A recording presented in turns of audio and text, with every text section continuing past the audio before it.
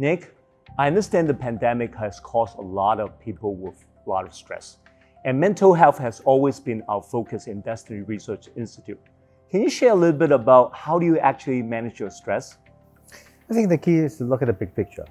I mentioned we are in a lifeline service provider. If we appreciate what we're doing for the community, that overrides the short-term stress that we face on a day-to-day basis. If you see the better good, the bigger good, that overrides the short-term issues, in my view. And what about your time schedule? I understand that everybody is running on a very tight schedule. I mean, even today, we both have very tight schedule. How do you actually manage your time? And what's your time management strategy? I think the key is just to first recognize there's only 24 hours in the day. And then decide what you want to do with the 24 hours to optimize it. So focus on the top 3 things. Often the top 3 things are 90% of what we have to accomplish. So concentrate and focus. That's really good. I share the same thing as you do, on my time management routine. Do you have any particular practice that you do every day in the first thing in the morning? For myself, I do a lot of meditation. What about yourself? Do you have any personal regime or any rituals that you do on a daily basis? Not so much. I enjoy playing tennis 2 or 3 times a week. I think that keeps the body fit. So exercise is very, very important. And if you have to rank your life right now, 0 meaning you don't want to jump out the window, 10 you're on top of the world, what kind of score will you give to yourself? I will give myself 9.5. Okay. And the reason for that is live life with no regrets. In the sense that, yes, I've made plenty of mistakes along the way, but the mistakes are like an experimentation. You learn every time. Every mistake I make, we learn, we take a step forward. So be satisfied with what we have achieved, but the 9.5 means there's still some room for ambition. I share this, view, quite similar to how I see my life as well. I think, to me, it's really living life with no regrets in my life. So I believe that 0.5 is really constantly asking us to progress in the life in different areas. Personally, I went through a lot of personal challenge in my life. I've gone through some really big life-changing incident in my past, 50 years of life. How do you handle and face failure, Nick?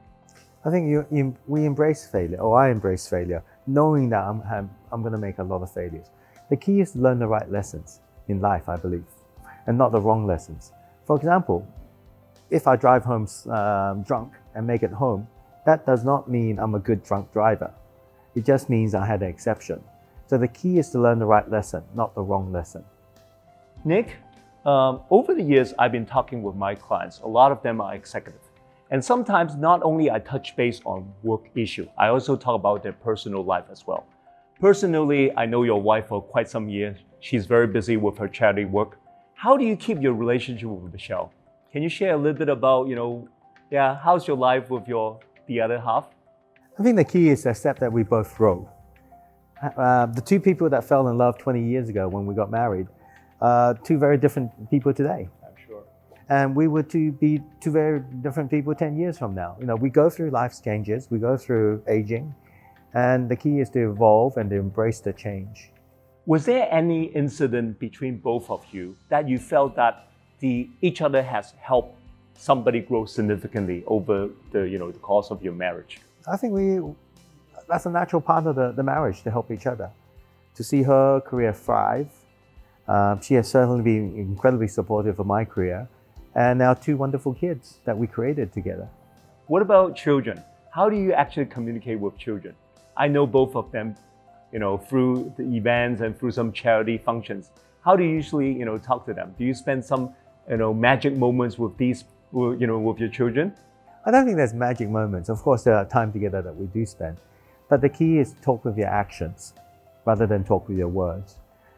As parents, we are a natural role model for them.